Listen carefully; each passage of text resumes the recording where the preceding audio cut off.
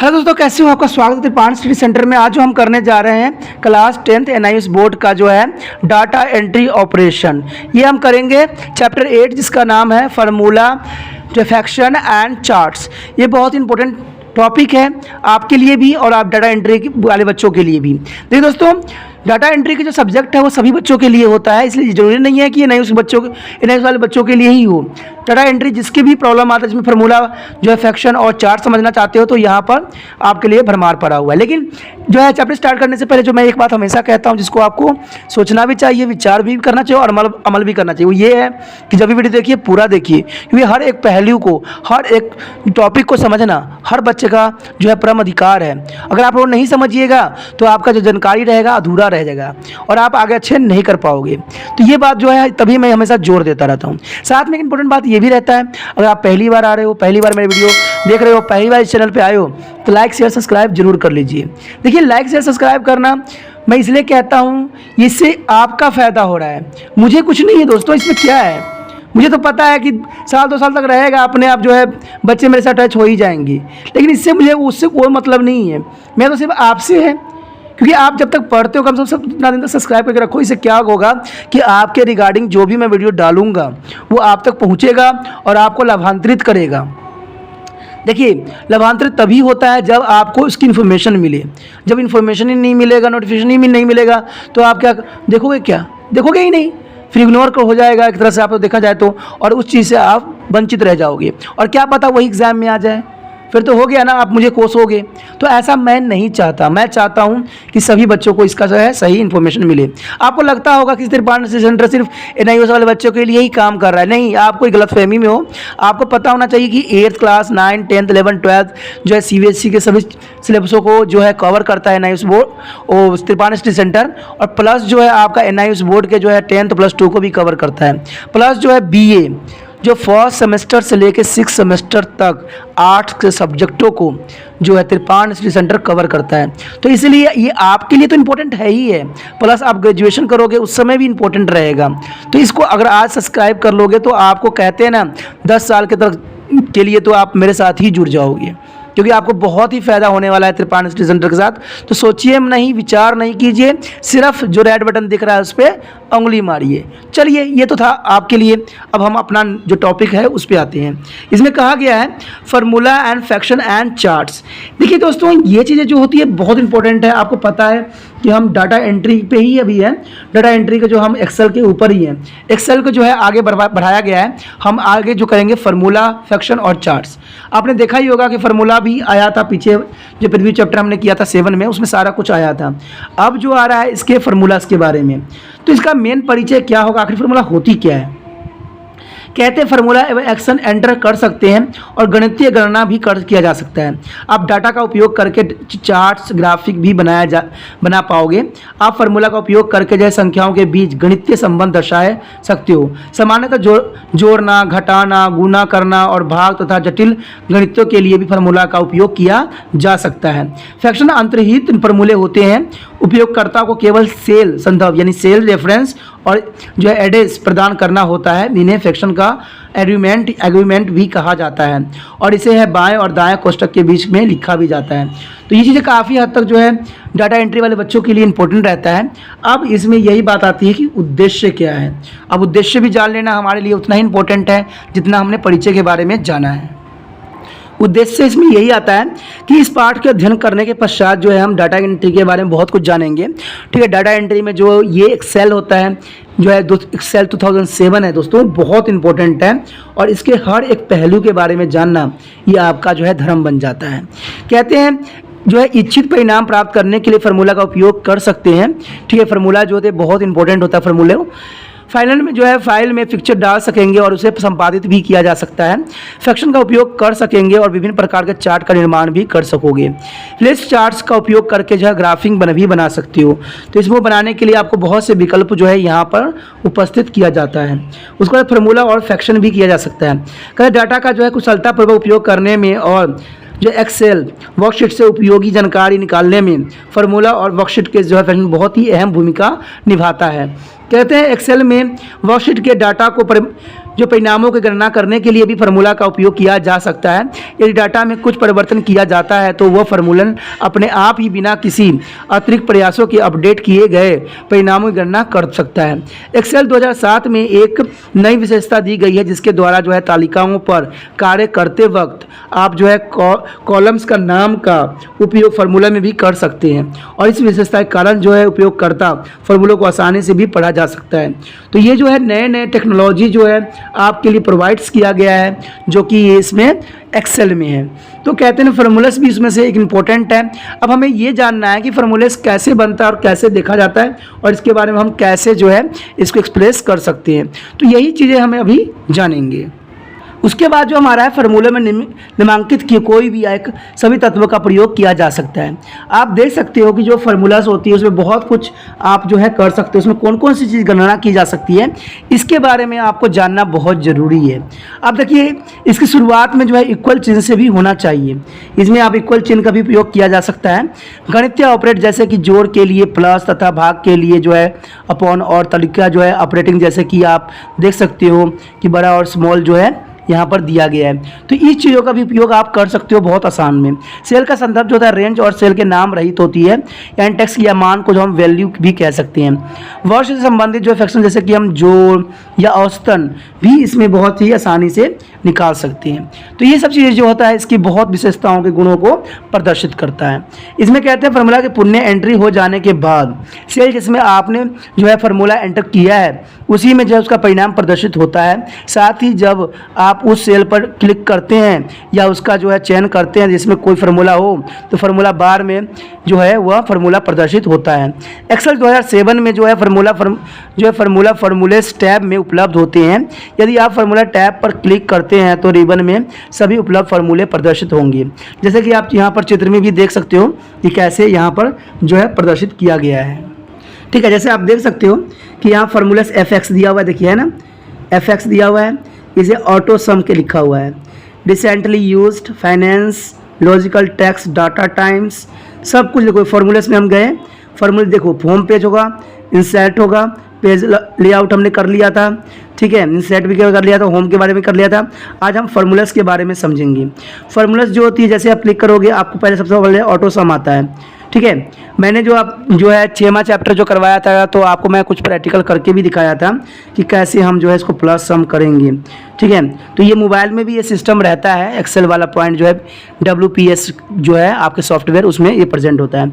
आप जाओगे तो ऐप डाउनलोडर में WPS डालोगे तो ऑटोमेटिक जो है W बन के आ जाएगा और उसको जब आप ऑपरेट करोगे तो आप जब जाओगे ना तो वहाँ पर जो है एक्सेल पे वो ऑटो सम भी आता है।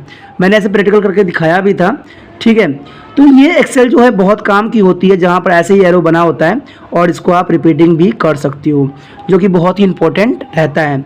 और यहाँ पर फार्मूला बार जो होता है यहाँ पर आपको प्रदर्शित हो जाता है।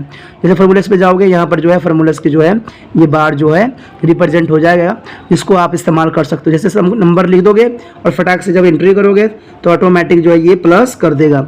ठीक है, इसमें हम एवरेज के बारे में भी पता कर सकते हैं, वैल्यू, मान, प्लस माइनस सब कर सकते हैं इसमें, अपॉन बाइंड। तो बहुत ही इंपॉर्टेंट सॉफ्टवेयर है, इससे हम जो है अछूता नहीं है। ठीक है, उसके बाद जो आप देख सकते हो यहाँ पर जैसे कि यहाँ पर फिक्शन में दिखाया गया है B3 एड ऑफ ED। तो इसमें जो है सारे चीज़ों को जो है हम कैलकुलेशन यहाँ लिखा गया है ना सम, आपको यहाँ एरो दबाओगे तो आप जैसा जो चीज़ आएगा आप उस पर क्लिक करके उस चीज़ को आप कर सकते हो डायरेक्टली। तो ये भी चीज़ जो है जैसा फंक्शन होता है यहाँ देखो जैसे लिखा हुआ है ना टोटल, तो टोटल यहाँ पर इसलिए E33 दिखा रहा है क्योंकि शायद इसकी नंबर जो होगी बहुत लंबी होगी और इस कॉलम में नहीं आ रहा होगा इसलिए ऐसा दिखा रहा है। ठीक है, तो आपको पहले भी मैं बता चुका हूँ जब कॉलम में नहीं आता है तो वो क्या करता है आपका हाउस दिखाता है, पता है ना, ऐसे करके दिखाने लग जाता है ऐसे करके। लेकिन अगर लंबी कैलकुलेशन होती है ना तो ई करके दिखाने लग जाता है। आपने देखा भी होगा, कैलकुलेटर में भी देखा होगा। तो ये सब चीज़ें जो होती है आम रहती है जिसको आपको समझना होता है। ठीक है, मान लीजिए मैं सबको सिलेक्ट कर लेता हूँ, इन सेलेक्ट करके जब हम इक्वल लेंगे तो पता लग जाएगा कि जो अशोक शर्मा है उसको कितना नंबर टोटल आया है। तो ये टोटल करने के लिए बहुत आसान होता है, इसको कुछ भी नहीं करना होता है, आपको पहले सिलेक्ट करना होता है इसको और यहाँ इक्वल टू में अपने आप उसका जो है नंबर प्रदर्शित हो जाता है। तो ये बहुत ही आसान है फॉर्मूलेट। ठीक है, इसको करना भी बहुत इजी होता है और उसको समझना भी बहुत इजी है। तो आप तो समझ ही गए होंगे। ठीक है, अगर नहीं ये समझ में आया है तो आगे जो है हम इसको थोड़ा सा करेंगे, ठीक है। तो इसमें जो है आप देख सकते हो मैं क्या करने जा रहा हूँ। सबसे पहले तो हमने यही किया है, स्क्रीन हमने चूज़ कर लिया है। फिर हम क्या करेंगे, हम जाएंगे इसके, आप देख सकते हो कि पहले नंबर पे जो है WPS ऑफिस है, हमने इसको सेलेक्ट किया, ठीक है। सेलेक्ट करते ही हम क्या करेंगे, यहाँ पर प्लस का निशान आपको दिख रहा होगा, प्लस पे हमने क्लिक किया। प्लस करने के बाद जो है आपके पास डॉक्यूमेंट, प्रेजेंटेशंस एंड स्प्रेडशीट दिखता होगा।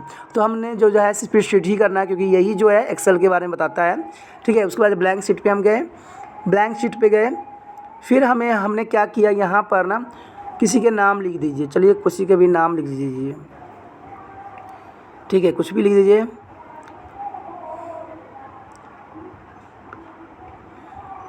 ठीक है, ये नाम हमने एंट्री कर दिया। अब प्रीति के नाम के रिगार्डिंग जो है हम कुछ नंबर लिख देते हैं, ठीक है। कुछ नंबर दे दीजिए, 56, 34 जो भी है, ठीक है, जो भी नंबर है दीजिए, कुछ भी हो सकता है। मतलब ये मैं तो सिर्फ समझाने के लिए जो है आपको ये प्रदर्शन करके दिखा रहा हूँ, ठीक है। मेरा कोई और भी मकसद नहीं है, सिर्फ मुझे आपको समझाना है। देखिए कितना मर्जी गणना करिए, जितना मर्जी डाल दीजिए, कोई फ़र्क नहीं पड़ता, वो आपका आंसर जो है एग्जैक्ट ही आएगा, ठीक है। ये हमने डाल दिया। अब हमने क्या करना है, हमने तो सिर्फ आपको दिखाना ये है कि जो इसके सम है वो कैसे होता है। देखिए हमने क्या किया, इसको सेलेक्ट कर लिया, देख सकते हो ना, सेलेक्ट कर लिया। सेलेक्ट करने के बाद जो है हमने इसको कुछ नहीं करना है, हमने सेलेक्ट कर लिया है। अब हमने इस पे जाना है, क्योंकि हमने सम देखना है, ठीक है। तो सम देखने के लिए जो है हम कहाँ जाएंगे, चार्ट पे नहीं जाएंगे। यहाँ पर आप देख सको असेंडिंग, डिसेंडिंग, रिकैलकुलेट करना, ठीक है, हाईलाइटिंग, डिलीट, डुप्लीकेट्स, कुछ भी हो सकता है, text column, data validations, name, कुछ भी है, इसमें बहुत कुछ है दोस्तों। यहाँ पर हमने सिर्फ यहाँ पर जो है ऑटो सम के बारे में देखना है, क्योंकि हमने इसको क्या करना है, ऑटो सम करने हैं। तो ऑटो सम को जो है आप क्लिक कीजिएगा, देखिए यहाँ पर है ना। अगर हम ऑटो सम जो है क्लिक करेंगे तो देखिए फटाक से क्या होगा। देखिए अब यहाँ पर ऑटो सम हमने किया तो इसमें सम आ गया, एवरेज आ गया, काउंट नंबर आ गया, मैक्सिमम, मिनिमम, मोड। तो हमने सम पे करना है। देखिए सम आ गया ना आपको, ये देखिए, ये जो था आपको जो मैं हाईलाइट करके दिखा रहा हूँ, ठीक है ना, वो कलर में भी कर दिया है मैंने, वो देखिए इस सारे का जो है सम आ गया। तो यही बात इसमें भी बताया गया है कि ऐसे ही हम इस सॉफ्टवेयर का इस्तेमाल कर सकते हैं। लेकिन क्योंकि ये कंप्यूटर है इसलिए इसमें और भी फीचर जो होगा प्रेजेंट होगा। बट जो मैंने अभी करके दिखाया है वो एक मोबाइल है, जो कि आप WPS में ये जो है सुविधाएं उपलब्ध हैं। तो ये करना आपके लिए आसान हो जाता है। चलिए देखते हैं हमारा आगे टॉपिक क्या है। देख सकते हो कि उपयुक्त उदाहरण में सेल जो है 3F में जो है B3, C3, D3, E3 type करें यदि आपकी फिजिक्स और रसायन और गणित और इसके इंग्लिश के अंकों का जो है योग प्रदान करेगा। तो ये सारी चीज़ें जो होगा डायरेक्टली आपको ये प्राप्त करेगा। आप देख सकते हो कि आपके जो है फिजिक्स, केमिस्ट्री, मैथ, इंग्लिश, तो इन सब का जो नंबर है यहाँ पर सेलेक्ट, जैसे मैंने अभी समझाया भी है आपको कि ऐसे आप इसको सेलेक्ट कर लोगे और ऑटो सम करोगे तो ऑटोमेटिक जो है इसका प्लस जो है यहाँ पर आके कर देगा। तो ये दोस्तों बहुत आसान होता है, किसी भी बच्चों को हम काउंट करने से अच्छा इसको सेलेक्ट कीजिए और फटाक सम कीजिए, यहाँ पर सम जो है सबको दिखा देगा। तो आपको पता लग जाएगा कौन बच्चे कितना मार्क्स आया है और कितना प्राप्त किया है। तो ये फीचर जो है आजकल जो है ऑटो सम की जो फीचर होती है आजकल मोबाइल में भी दिया गया है कैलकुलेशन, क्योंकि आपको पता है कि आधुनिक युग है। तो आधुनिक में तो हर चीज़ जगह पे जो है हर चीज़ की सुविधाएं जो है आजकल प्रदान किया जाता है। अब हम आगे देखते हैं क्या है। आगे हमारा है फार्मूला कॉपी करना। देखिए इसमें फार्मूला कॉपी करना है। उपयुक्त उदाहरण में कुल जो है टोटल कॉलम के सभी सेलों को कवर करने के लिए आपको हैंडल के नीचे तक खींचिए, जैसे कि यहाँ पर दिखाया। देखिए सब चीज़ों को कॉलम करने के लिए हमने क्या किया, हेडर को जो है पूरी तरह से हमने नीचे तक खींचा। देखिए सारे सिलेक्ट कर लिया ना हमने, सबका हमने यहाँ कैलकुलेशन करके लिख लिया और ये बहुत आसान से कैलकुलेशन भी हो गया है, सारा प्लस भी हो चुका है। अब इसमें क्या करना, कॉपी हो जाए और बचे हुए जो विद्यार्थी कुल टोटल अंकों की गणना भी करेगा। तो ये सारे विद्यार्थी को जो खींचोगे ना तो ऑटोमेटिक जो है सभी विद्यार्थी को गणना जो है बहुत आसान तरीक़ा से कर देगा। तो यही बात जो है इम्पोर्टेंट इसका विशेषता है, क्योंकि मोबाइल में थोड़ा कम फीचर्स है, लेकिन जो कंप्यूटर में है, जो एक्सेल 2007 में है, वो फीचरों से जो है भरा पड़ा है। तो सिर्फ आपको डाटा एंट्री में इसको समझने की ज़रूरत है। देखिए दोस्तों डाटा एंट्री अगर मैंने कहा ना जो मैं पढ़ा रहा हूँ अगर आप अच्छे से समझ लेते हो तो डाटा एंट्री जो है आप परफेक्ट डाटा एंट्री बन जाओगे। आप सोचते हो कि भाई जो है ये प्रैक्टिकली होती है, थ्योरी नहीं होती दोस्तों। थ्योरी आएगा तभी प्रैक्टिकल कर पाओगे, ठीक है। पहले कोई चीज़ को ना थ्योरी लिखी जाती है, तब जाकर उसको प्रैक्टिकल में सम्मिलित किया जाता है। तो अगर एग्ज़ाम में आ जाएगा तो लिखोगे क्या, ठीक है, प्रैक्टिकल करोगे। मैंने कहा ना कई बार ऐसा ही होता है कि बच्चों को हम करवाते हैं लेकिन उनको लिखने ही तक नहीं आता है कि हमने लिखना क्या है। इसलिए इसको समझना आपके लिए ज़रूरी है। अगर आप अच्छे नंबर लेना चाहते हो तो किताबों को हर एक पॉइंट को, हर एक बातों को समझना आपका फ़र्ज बन जाता है। इसमें बताया गया है कि यदि ये 1 इसका मतलब है 2 के बराबर होगा, B1 का मतलब 3 होगा और C1 4 होगा और D1 5 है, तो B into X C I formula करेगा 3 इंटू 12 यानी 12 दिखाएगा।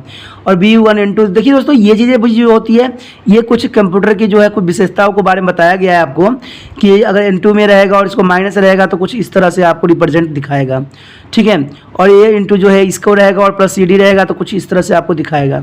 तो आपको कैलकुलेशन भी करना भी आना चाहिए क्योंकि कंप्यूटर की कुछ गणना जो होती है उनकी फार्मूला बेस्ड होती है जो आपको शायद समझ में ना आए, इसलिए ये फार्मूला को दिमाग में रखना आपके फ़र्ज बन जाता है। कभी कभी एग्जाम में आता है कि भाई ये जो होती है ना इसको आप रिप्रेजेंट करो फार्मूला बेस्ड पे, तो ये 3 रूल रेगुलेशन जो है आपको समझ में आना चाहिए। अगर ये 3 रूल रेगुलेशन समझ में नहीं है तो शायद आप ये नहीं कर पाओगे।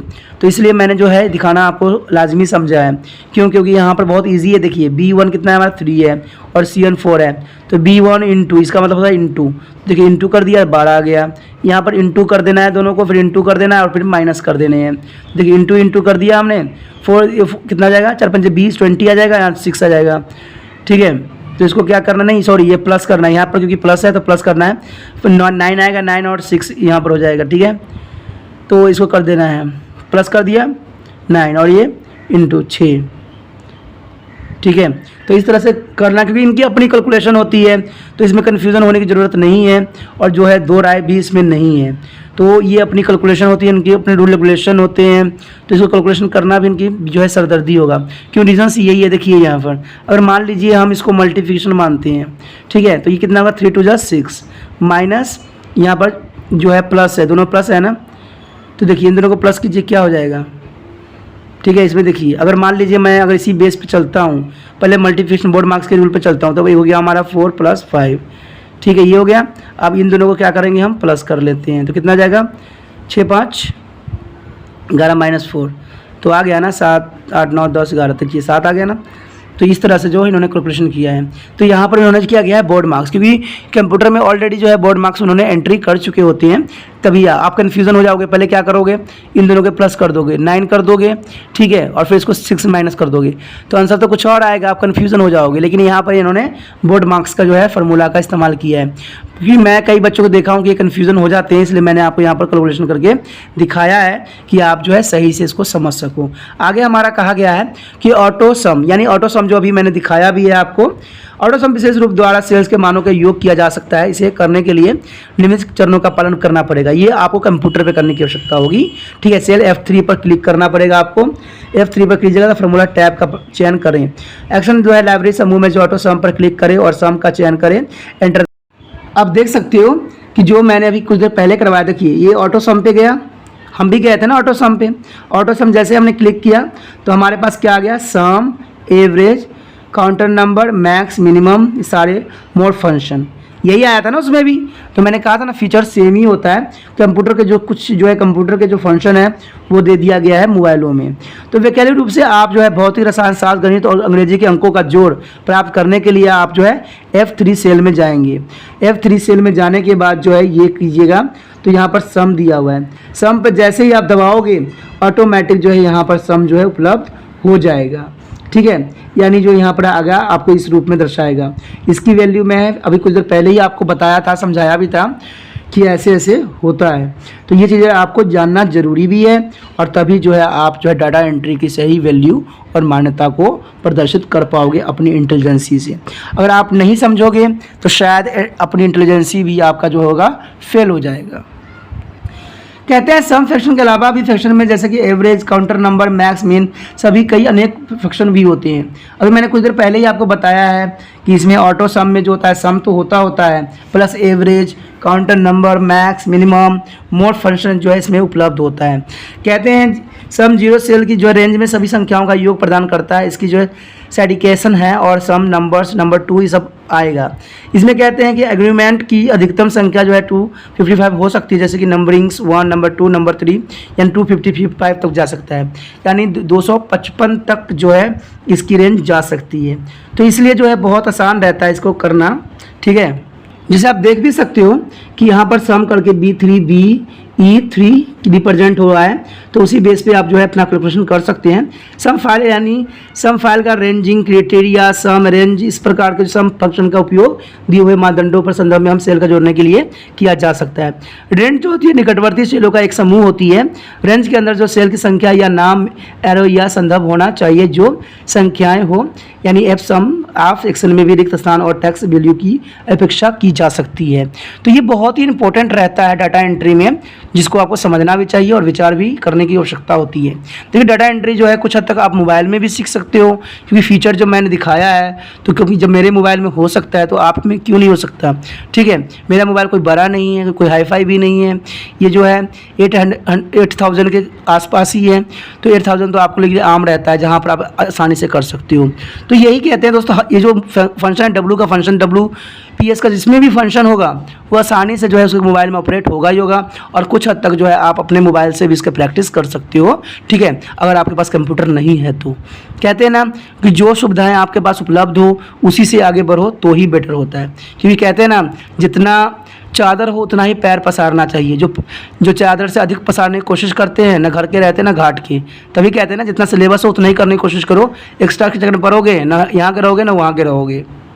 उसके बाद हमारा मापदंड यानी क्राइटेरिया, यह संख्या, व्यंजन, एक्सप्रेशन या टेक्स्ट हो सकते हैं जिसके द्वारा तय किया जाता है कि जोड़ करने के लिए किस सेल का उपयोग किया जाता है। उदाहरण के लिए मापदंड जो है 12 जो है 12 एरो जो है आप देख सकते हो, 12 एरो जो है इसमें दिया गया है, या आम मैंगोस निष्पादित किया जा सकता है। सम रेंज जो होता है जोड़ने वाले को वास्तविक सेल होते हैं जिनमें से रेंज में अनेकों अनुरूप सेल मापदंड से मिलान करने होते हैं। यदि मेन जो रेंज की अनदेखी की जाती है तो रेंज में आ रहे सेल का जो है मूल्यांकन किया जाता है, और यदि मापदंड से मिलान करते हैं तो उनका योग्य किया जाता है। जैसे कि आगे आप देख सकते हो, उदाहरण के लिए आप यहाँ पर देख सकते हो कि कैसे जो है यहाँ पर जो हमने किया है, देखिए यहाँ पर किया गया है ना, तो इस रेंज को हमने पहले सिलेक्ट किया जहाँ पर ये पूरा मापदंड दिखाया गया है।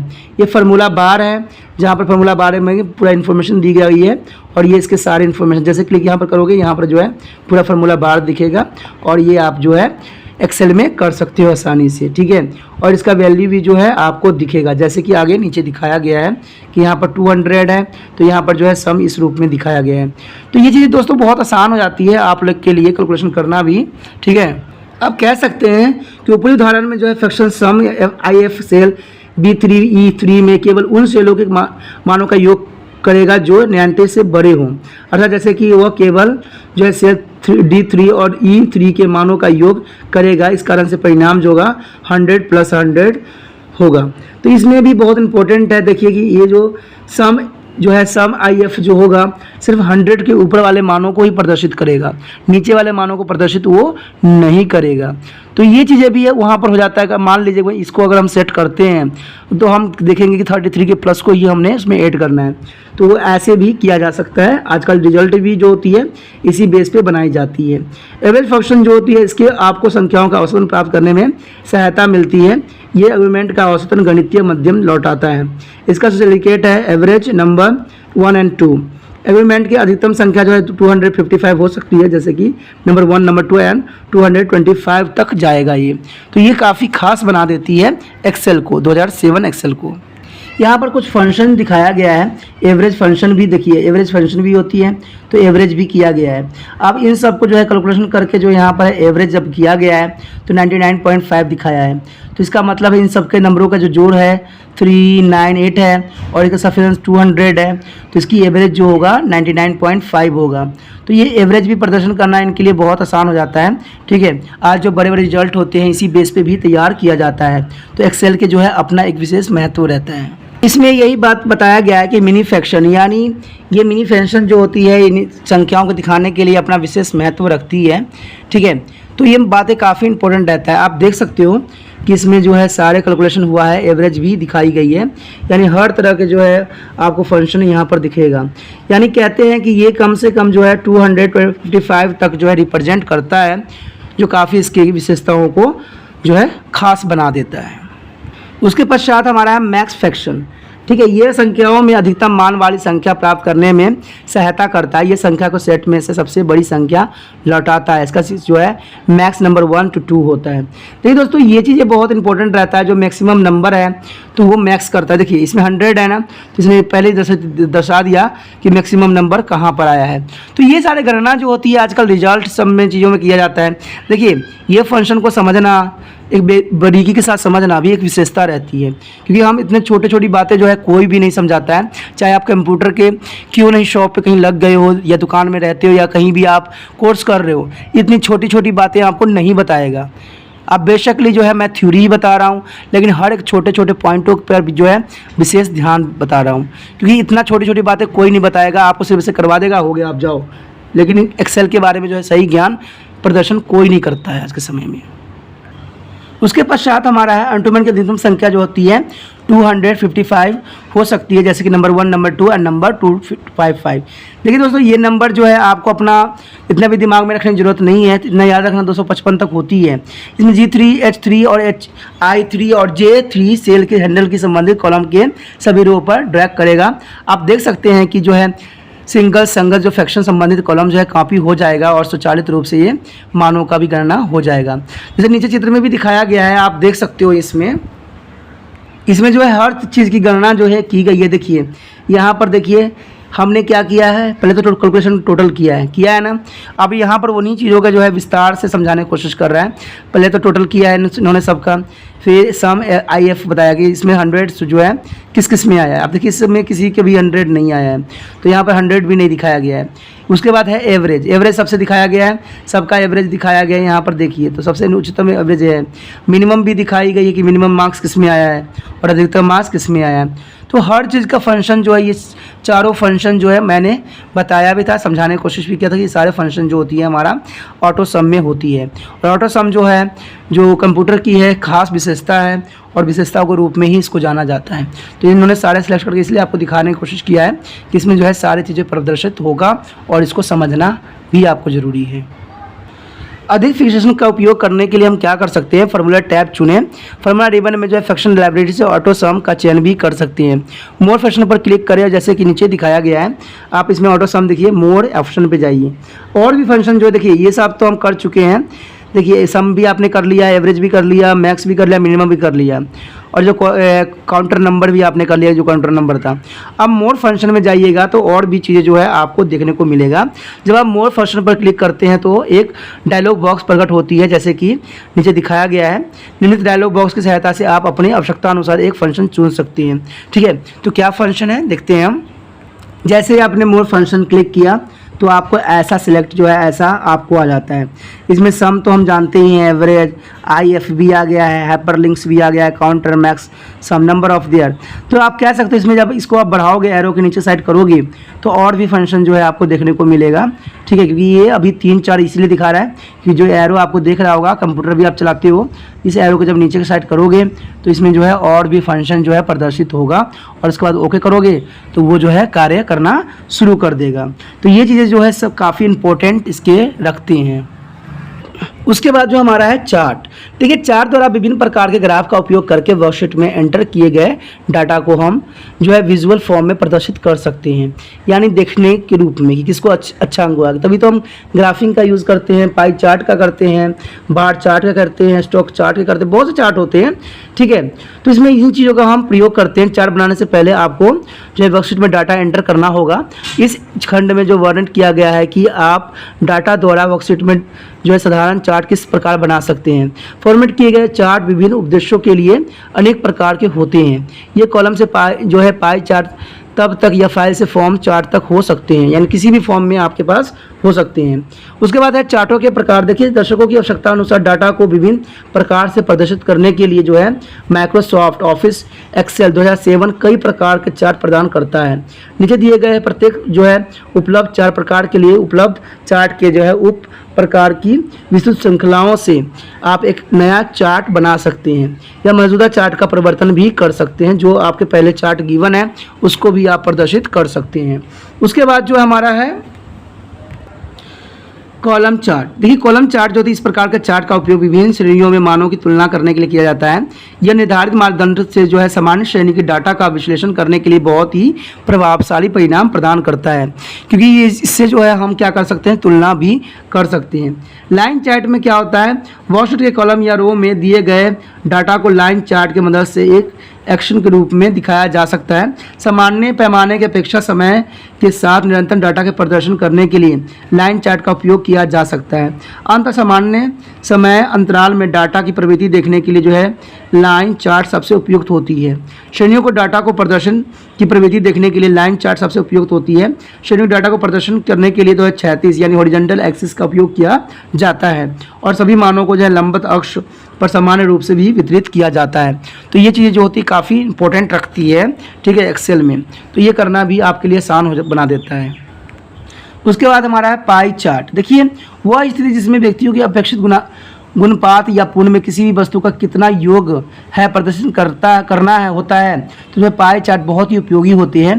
पाई चार्ट में केवल एक ही डाटा जो है सीरीज का उपयोग किया जाता है। डाटा बिंदुओं को छोटे संख्या पाई चार्ट को अधिक प्रभावशाली भी बनाता है। कहते हैं सामान्यतः एक पाई चार्ट में अधिकतम जो है 5 या 6 डाटा बिंदु या डाटा स्लाइड होने चाहिए। अगर बिंदुओं की संख्या अधिक है तो इसे हम चार्ट को समझने में भी कठिनाई आती है।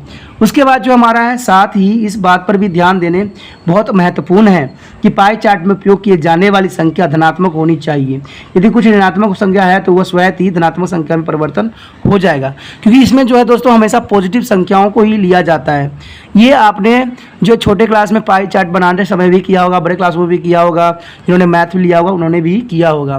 तो पाई चार्ट, बार ग्राफ सारे कुछ आपको नॉलेज है। सिर्फ आपको जो है पहले आप हाथ से बनाते थे, अब जो है आपको उसको कंप्यूटर पे प्रदर्शित करने की आवश्यकता है। तो कंप्यूटर पे प्रदर्शन करने के लिए आपको कुछ कमांड की आवश्यकता होगी और उसको आप प्रदर्शित बहुत ही इजी रूप में कर सकती हो। उसके पश्चात आता है बार चार्ट। देखिए बार चार्ट व्यक्तिगत आइटम के बीच तुलना करने के लिए उपयोग में लाए जाते हैं। बार चार्ट बनाने के लिए डाटा को जो है वर्कशीट को रो या कॉलम में व्यवस्थित होना चाहिए। उसके बाद है एरिया चार्ट। एरिया चार्ट जो होती है, डाटा जो वर्कशीट पर रो या कॉलम में व्यवस्थित होते हैं उन्हें एरिया चार्ट में भी प्रयोग किया जा सकता है। एरिया चार्ट का उपयोग समय के साथ होने वाले परिवर्तन की मात्रा को प्रदर्शित करने के लिए भी किया जाता है। एरिया चार्ट संपूर्ण मान को और ध्यान आकर्षित करने के लिए भी उपयोग में लाया जा सकता है। उसके बाद है एक्स स्कैटर चार्ट। देखिए एक्स वाई चार्ट जो होती है स्कैटर ग्राफ, स्कैटर जो है प्लॉट के नाम से भी जाने जाते हैं। एक्स वाई चार्ट और अन्य चार्ट में केवल इतना अंतर है कि एक्स वाई चार्ट में दोनों अक्ष मान प्रदर्शित करते हैं, अर्थात इसमें कैटेगरी अक्ष नहीं होती है। सामान्यतः इस प्रकार के चार्टों का उपयोग दो जो है वेरिएबल्स के बीच संबंध को दिखाने के लिए किया जाता है। उसके बाद हमारा है क्या है स्टॉक चार्ट। देखिए स्टॉक चार्ट जो होती है वर्कशीट के कॉलम या रो में किसी विशिष्ट क्रम में व्यवस्थित डाटा को जो है प्लॉट करने के लिए स्टॉक चार्ट का उपयोग किया जाता है। जैसे कि नाम से ही आपको पता है, इस चार्ट का उपयोग शेयर बाजार की कीमतों को संदर्भ में उतार चढ़ाव को प्रदर्शित करने के लिए किया जाता है। तो जो है स्टॉक चार्ट भी बहुत ही इंपॉर्टेंट रखता है। कहते हैं कि इसको वैज्ञानिक डाटा को भी स्टॉक चार्ट द्वारा दर्शाया जा सकता है। उदाहरण के लिए जो है प्रतिदिन या आवधिक तापमान में उतार चढ़ाव होता है, इसको भी आप इसको आसानी से प्रदर्शित कर सकते हो। जो स्टॉक चार्ट बनाने के लिए जो है डाटा को सही क्रम में व्यवस्थित किया जाना चाहिए। उदाहरण एक जो है सरल यानी उच्च निम्न बंद स्टॉक चार्ट बनाने हेतु डाटा को उचित क्रम में जो कॉलम में एंटर करना चाहिए और कॉलम को हेडिंग भी उसी नाम से होनी चाहिए। उसके बाद है फॉसल चार्ट यानी सरफेस चार्ट। सरफेस चार्ट जो होती है ये भी इंपॉर्टेंट होती है। इस प्रकार के चार्ट का उपयोग उस स्थिति में किया जाता है जहां कैटेगरी और डाटा दोनों जो संख्यात्मक मान होते हैं, और इस प्रकार के चार्ट उन स्थितियों में भी उपयोग होती है जहां दो डाटा सेटों के बीच सर्वाधिक संबंध होता है। जो है सरफेस चार्ट में जो प्लॉट किए जाने के लिए डाटा को वर्कशीट के कॉलम या रो में व्यवस्थित किया जाना चाहिए।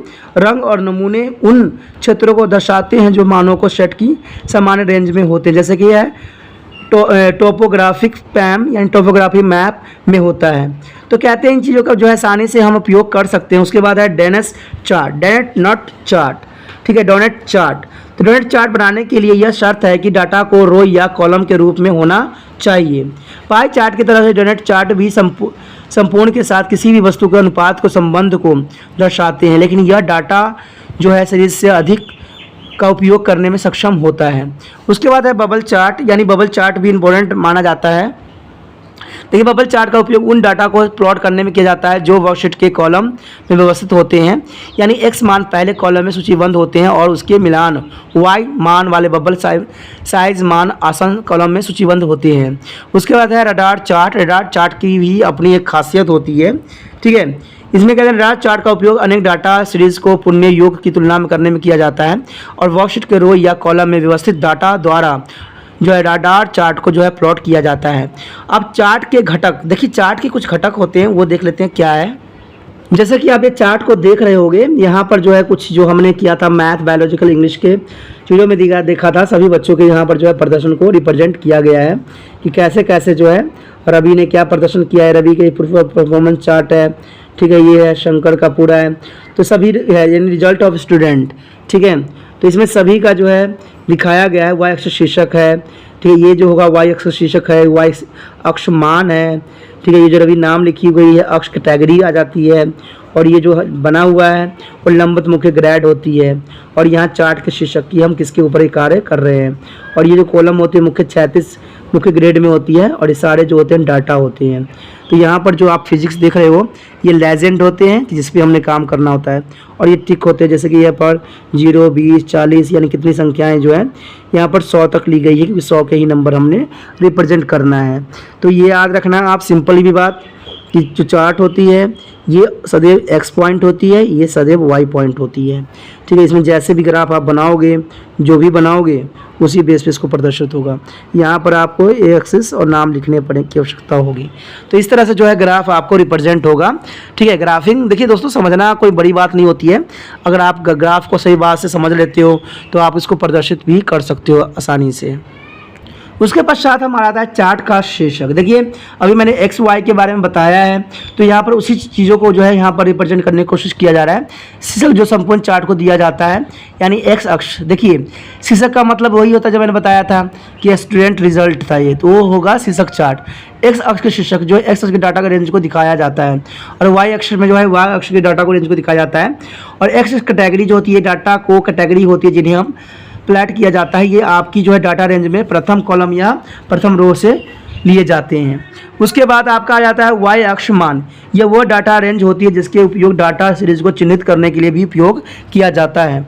उसके बाद डाटा लेवल, प्लॉट किए हुए डाटा सीरीज का भी मान प्रदर्शित किया जाता है। उसके बाद है लेजेंड। देखिए लेजेंड जो है डाटा सीरीज को चिन्हित करने में उपयोग किए जाने वाले रंग, पैटर्न और प्रतीक का चिन्ह जो है केंद्रित करता है। उसके बाद है टिक मार्क, जिनके प्रयोग का हम एक्स वाई अक्ष की श्रेणी के प्रदर्शन करने के लिए किया जाता है।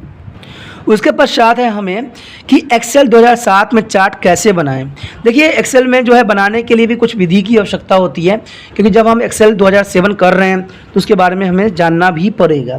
कहते हैं जो माइक्रोसॉफ्ट एक्सेल में 2007 चार्ट विजन हटाया गया है और इसका उपयोग जो है एक्सेल 2010 में भी नहीं किया गया है, यानी कहते हैं इसमें जो विजार्ड है हटा दिया गया है और 2010 के भी में भी नहीं दिया गया है। इसके स्थान पर रिवन प्रदान किया गया है, रिवन नाम दिया गया है जो चार्ट से संबंधित आपकी जरूरतों को पूरा करने के लिए एक नया स्थान है। रिवन के जो है इस सेज टैब पर दिए गए जो है बटन चार्ट बनाने की एक शुरुआती बिंदु है। रिवन मिल जाने के बाद चार्ट बनने की शुरुआती करना बहुत सरल हो जाता है। जब भी हम चार्ट को किसी हिस्से पर क्लिक करते हैं तो हम देखते हैं कि रिबन पर जो है चार्ट टूल दृश्यमान हो जाता है। 3 अतिरिक्त टैब जो चार्ट डिज़ाइन, लेआउट और फॉर्मेटिंग के अनेकों विकल्प प्रदान करते हैं वो भी जुड़ जाते हैं। कहते हैं सबसे पहले जो है लेआउट टैब का उपयोग उन सभी प्रकार के तत्व एलिमेंट को जोड़ने के लिए किया जाता है जो चार्ट से संबंधित होते हैं या जिस प्रकार वे चार्ट पर प्रदर्शित होते हैं उन्हें परिवर्तन करने के लिए किया जाता है। दूसरा फॉर्मेट टैब का उपयोग विशेष जो इफेक्ट डालने के लिए किया जाता है जो एक्सेल के पूर्व संस्कृति में उपयोग नहीं होते थे। जैसे कि वेबल इफेक्ट यानी वेबल इफेक्ट का इस नए चार्ट को जो है इंटरफेस को आसानी से समझा जा सकता है। शायद थोड़ा भी कठिन तो होती ही होती है, लेकिन जब आप कार्य करना शुरू कर देंगे तो आपको जो है परिणाम में व्यावसायिक रूप से देखकर एवं गर्व महसूस करेंगे। देखिए दोस्तों, कोई भी चीज़ जो होता है ना स्टार्टिंग में सभी के लिए मुसीबत का सबक बन जाता है, लेकिन कहते हैं ना अगर समझते जाओगे, आप करते जाओगे तो वो आपके लिए बहुत आसान हो जाता है। कहते हैं ये उल्लेखनीय करना महत्वपूर्ण है कि आप किसी भी विशेष तत्व के संदर्भ में उसकी विशेष सुविधाओं तक तुरंत पहुंचने के लिए चार्ट के उस तत्व पर दायां क्लिक करके भी इसको किया जा सकता है। अगर आप एक उदाहरण भी ले सकते हो, तो आप चार्ट के किसी भी अक्ष पर क्लिक करते हैं तो आपको फॉर्मेट एक्सेल डायलॉग बॉक्स प्राप्त होगा। डायलॉग बॉक्स जो होगा आपको उन चीज़ों को रिप्रेजेंट करेगा जिसको आपकी आवश्यकता होगी। तो चार्ट जो है इसमें रिबन के फॉर्म में है एक्सेल में, इसमें एक्सेल में और 2010 के वर्जन में भी इसको चार्ट को हटा दिया गया है और उस जगह जो है रिबन डाल दिया गया है। रिबन से ही आप सारे कार्य चार्ट के कर सकते हो। चार्ट बनाने के लिए जो हम हैं 6 स्टेप को हम जो है यहाँ पर फॉलो करेंगे। सबसे पहले तो आपने देखा ही होगा कि फिजिक्स, केमिस्ट्री, मैथ, बायोलॉजिकल, ये हमने सबसे पहले जो है इसको सेलेक्ट किया, क्योंकि हमें ग्राफ किन बेस पे बनाना है, किस चीज़ पे बनाना है, उसका पहले हमने क्या किया, सिलेक्शन किया कि हमने जो कैलकुलेशन किया है उस पर हमें एक चार्ट चाहिए। तो ये तो हमने आप कैलकुलेशन समझ सकते हो कि हम सबसे पहले हमने जो पहले तो सिलेक्ट किया कि हमें चाहिए क्या, तो ये चीज़ हमारा हो गया। फिर उसके उपरांत क्या है, उसके पश्चात आपको क्या करना पड़ेगा, डाटा रेंज को चयन करना पड़ेगा। आप डाटा के जिस रेंज को लेना चाहते हैं उसे माउस का उपयोग करते हुए हाईलाइट करें। जैसे कि मैंने चाहिए कि मुझे ये सारे डाटा रेंज चाहिए, तो मैंने क्या किया, यहाँ से लेके यहाँ तक जो है सारे को सिलेक्ट कर लिया। तो इससे हमें क्या होगा कि जब हम अगर डाटा चार्ट में अप्लाई करेंगे तो ये सारे कुछ जो है हमें डाटा चार्ट पे दिखेगा, इसलिए हमने इसको क्लिक कर दिया। अब हमें क्या करना है, अब इस टैब को क्लिक करें जहाँ आप चार्ट के समूह को चार्ट का प्रकार चुनिए। आप किस प्रकार का आपको चार्ट चाहिए, इसके लिए आपको चार्ट चुनना पड़ेगा। तो इसके लिए क्या करना पड़ेगा, आगे स्टेप पे जाना पड़ेगा। तो आप देख सकते हो कि यहाँ पर जो है एक्सेल के ही कुछ पार्ट दिखाई दे रहे होंगे आपके, ठीक है। तो इसमें क्या है, देखिए इंसर्ट पे हमने दबाया, ठीक है। इंसर्ट पे दबाने के बाद देखिए यहाँ पर आ गया चार्ट, दिख रहा है आपको चार्ट, कॉलम दिख रहा है यहाँ पर, उसके बाद चार्ट दिख रहा है आपको। चार्ट का उपयोग चुने, जब ये दबाओगे तो आपको इस तरह से जो है लाइन में, पिक में, बार में, एरिया में बहुत से ऑप्शन जो है आपके पास उपलब्ध हो जाएगा। जिसमें भी आप बनाना चाहोगे उसको आप सेलेक्ट कर लीजिए, वो आपको यहाँ प्रदर्शित हो जाएगा जैसा भी आप बनाएंगे। हमने अभी इसको सेलेक्ट किया है तो हमें जो है इसी प्रकार के जो है ग्राफ नंबर वाइज दिखेंगे, जैसा कि आगे दिखाया जा रहा है। आप देख सकते हो कि जैसे हमने क्लिक किया वैसे ही देखो सभी का जो है रिजल्ट, केमिस्ट्री, सबके नाम के साथ देखिए, 4 सब्जेक्ट था ना, तो चारों सब्जेक्ट की जो है दिख रहा है, देखिए है ना। इसमें 5 है तो 5 दिख रहा है, तो देखिए यहाँ पर दिख रहा है ना 1 2 3 4 5 सब्जेक्ट की जो है यहाँ पर 1 2 3 4 5 physics, chemistry, math, biology, English, 5 subject का जो है सभी बच्चों का नाम नीचे आ गया और इसकी जो है हॉरिजॉन्टल रूप में दिख गया। 100 में से ली गई थी तो सारे जो है पाई चार्ट में आसानी से दिख गया। तो इस प्रकार जो है हम पाई चार्ट बना सकते हैं। देखिए चार्ट के जो है शीर्षक चुनने के लिए कुछ आपको इसमें प्रयत्न करने की आवश्यकता पड़ेगा। चार्ट शीर्षक चुनने के लिए आपको चार्ट पर क्लिक करें। अब आप जो है लेवल आउट टैब देख सकते हैं और लेफ्ट टैब आउट पर क्लिक करें। लेवल समूह में जो उपलब्ध चार्ट जो है टाइप विकल्प सोच सकते हैं कि आपने इसका शीर्षक जो है क्या देना है। आप जैसे देख सकते हो कि हम यहाँ पर दिया हुआ है चार्ट टाइटल दिया हुआ, जैसे चार्ट हमने बनाया है तो उसको आपने क्या देना है। इसके लिए आपको लेआउट पे जाना पड़ेगा। लेआउट पे जाओगे, ठीक है, तो ऑटोमेटिक जो है यहाँ पर जो है चार्ट टाइटल आ जाएगा और चार्ट टाइटल के जो है लेबल उस पर चयन करेंगे, उसका चार्ट टाइप पे क्लिक करेंगे। जैसे चार्ट टाइप पे क्लिक करोगे वहाँ पर आ जाएगा चार्ट टाइटल, जैसे कि आगे दिखाया गया है, ठीक है। तो यहाँ पर आप देख सकते हो चार्ट टाइटल। आप यहाँ पर जो भी मर्जी चाहो नाम टाइप कर सकती हो, जैसे कि मैंने जो है रिजल्ट ऑफ स्टूडेंट टाइप किया था और वो भी यहाँ पर प्रदर्शित हो गया है। तो ये बहुत आसान रहता है, जिसको आप चाहोगे उसी प्रकार से जो है ये आपके लिए कार्य करेगा। अगर आप सिस्टमैटिक चलोगे तो बहुत ही अच्छा सिस्टमैटिक जो है करेगा।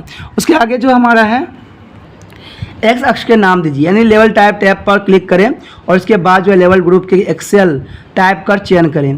प्राइमरी हॉरिजॉन्टल स्ट्रीम टाइप चुने, जैसे कि नीचे दिखाया भी गया है और समझाने की कोशिश भी किया गया है। आप देख सकते हो कि हमने इसमें जो नॉन डू नॉट जैसे भी आपको करना है उस बेस पे आपने लेआउट पे जाके कर सकते हो। एक्सिस जो है एक्स एक्सिस पे जो है आप डाल सकती हो, ठीक है। तो ये एक्सिस डालना भी बहुत आसान होता है। तो इसमें जैसे आप देख सकते हो कि एक्स एक्सेल टाइटल जो है यहाँ प्रदर्शित हो जाता है। एक्स टाइटल के क्लिक करें और एक्स एक्सेल पर जो है शीर्षक आपको बन जाएगी। ठीक है, तो इस तरह से जो है आप इसको बहुत आसान तरीके से इसको बना सकते हो और बहुत ही आसान रहता है डाटा एंट्री में। अब देखिए एक्स एक्सिस पे जो था वहाँ पर एक्स एक्सिस लिखा था, अब हमने क्योंकि यहाँ पर नाम प्रदर्शित किया है तो हम नाम लिखेंगे नेम ऑफ द स्टूडेंट, तो इससे हमको डायरेक्ट पता लग जाएगा कि सारे जो है नाम है। तो हमने इसको टाइटल एक्स एक्सिस पे क्या कर दिया, नेम ऑफ द स्टूडेंट। आपको मैंने पहले ही बताया था कि इधर साइड वाला जो होगा ये वाई एक्सिस होगा और नीचे वाला एक्स, तो एक्स एक्सिस पे हमने क्या कर दिया, नेम ऑफ द स्टूडेंट। जैसे आपने एक्स एक्सिस पे दबाया नेम ऑफ द स्टूडेंट आ गया। अब हमने क्या करना है, इधर देना है कि भाई ये है क्या, ये चीज़ जो दिया हुआ है वो है क्या। तो इसके लिए हम क्या करेंगे, वाई एक्सिस के शीर्षक देने के लिए सामान्य चरण का भी पालन करेंगे। सेम जो है वही करेंगे, वहाँ पर ही आपको सब कुछ मिल जाएगा और कुछ इस तरह से जो है आप एक्स से टाइटल सेलेक्ट करेंगे। ठीक है, जैसे कि आप देख सकते हो कि हम फिर वही जाएंगे और यहाँ पर जो होगा हमने क्या सेलेक्ट किया, वर्टिकल टाइटल। ये हॉरिजॉन्टल टाइटल था और ये वर्टिकल टाइटल दिख रहा है आपको। तो वर्टिकल टाइटल जैसे करेंगे हम यहाँ पर एक्सिस टाइटल आ जाएगा। आपने इसको जो भी नाम देना है इसका तो हमने नाम दे दिया एक्स एक्सिस पे। अब हमने देना है जो है वर्टिकली लाइन पे देना है। अब जैसे इस पर कोई नाम क्लिक करोगे क्या देना है, देखिए हमने तो इसको दिया है, क्या दिया है नाम, देखिए इसमें तो हमने दिया है जो है मार्क्स स्कोर, ठीक है, और नीचे भी स्टूडेंट। अब इस तरह से जो देखिए यहाँ पर भी हमने नाम डाल दिया, ठीक है, किसका शीर्षक क्या बना, इसके एक्स एक्सिस पे हमने नाम दे दिया कि इसको रिप्रेजेंट करेगा ये भाई कौन है, और यहाँ पर जो है हमने मार्क्स स्कोर डाल दिया कि कितने से कितने मार्क्स तक गया है। तो इसी के साथ जो है दोस्तों बहुत इंपॉर्टेंट टॉपिक था, बहुत इंपॉर्टेंट था। इसका जो है हम आगे जो है बी पार्ट जो है हम आगे करेंगे, ठीक है। अगर आगे के बारे में जानना है, समझना है तो मेरे साथ बने रहिए, ठीक है। और बने रहने के लिए आपको क्या करना पड़ेगा ये आपको पता ही होगा कि अगर आपके मोबाइल में जो दिख रहा होगा रेड बटन उसको जरूर दबाइए और मेरे साथ जुड़िए। इसी के साथ जो है दोस्तों हमारा टॉपिक आज खत्म हो रहा है, ठीक है। अगर आपको अच्छा लगा तो लाइक शेयर सब्सक्राइब जरूर कीजिए। अगर पहली बार अगर आप वीडियो देख रहे हो, पहली बार मेरे चैनल पे आए हो तो सब्सक्राइब करना आपका फ़र्ज़ बन जाता है। सब्सक्राइब करने से ये होगा कि जो भी मैं आप क्लास के रिगार्डिंग कोई भी वीडियो डालूंगा उसका नोटिफिकेशन जो है समय समय पर आपको प्राप्त होता रहेगा। अगर सब्सक्राइब नहीं कीजिएगा, अगर आप दोबारा से तिरपान सेंटर पर आने की कोशिश कीजिएगा तो वहाँ पर आप तिरपान लिखिएगा तो जो है वो तिरपस कर देगा, ठीक है। जो आप गूगल पर सर्च करेंगे वो तिरपस कर देगा, जिससे वजह से आप जो है मेरे वीडियो का जो है फ़ायदा नहीं उठा पाओगे। तो सोचिए मत, विचार मत कीजिए, सब्सक्राइब कीजिए। आप सोचते होइएगा कि मेरे जो एग्ज़ाम खत्म हो जाने के मेरा क्या ज़रूरत है तिरपान स्टडी सेंटर से, ठीक है, तो इसलिए सब्सक्राइब नहीं करने का सोचिएगा। लेकिन दोस्तों ऐसा नहीं है, तिरपान स्टडी सेंटर जो है बहुत हेल्पफुल है। क्योंकि ये जो है आपके 8th class 9th 10th 11th 12th जो आर्ट्स के सब्जेक्टों को कवर करता ही है, प्लस जो है ये NIC बोर्ड के जो है 10th +2 को भी कवर करता है। साथ में BA जो है फर्स्ट ईयर से लेकर 6 सेमेस्टर तक बच्चों के लिए ये अग्रसर रहेगा आर्ट्स सब्जेक्ट में। तो सोचिए नहीं, विचार नहीं कीजिए, काफ़ी जो है तिरपान स्टडी सेंटर का फ़ायदा ही फ़ायदा है, ठीक है। अगर आप मुझे प्रोत्साहित करोगे तो आपके लिए मैं तरह तरह के वीडियो बनाऊँगा जो आपको फ़ायदा पहुँचाएगा। एग्ज़ाम के तौर पर मैं आपको जो है पेपर भी आपको सोल्यूशन करके दिखाऊंगा जो आपके लिए फ़ायदेमंद रहेगा। अगर नहीं सब्सक्राइब कीजिएगा, मेरा मनोबल घटेगा, तो हो सकता है कि आपको फिर दोबारा मैं ना वीडियो बनाऊं और आपको फ़ायदा ना पहुंचाऊं। तो अभी भी नहीं सोचिए, मेरा जितना आप फैलाइएगा, जितने दूसरे बच्चों के साथ शेयर कीजिएगा, उतना जो है मैं आपके लिए कार्य करने में अग्रसर रहूँगा, ठीक है दोस्तों। इसलिए सोचिए मत, विचार मत कीजिए, अभी सब्सक्राइब कीजिए और अपने व्हाट्सएप स्टेटस पर लगाइए और दूसरे बच्चों के साथ भी शेयर कीजिए, ठीक है दोस्तों। अपना ध्यान रखना, बाय।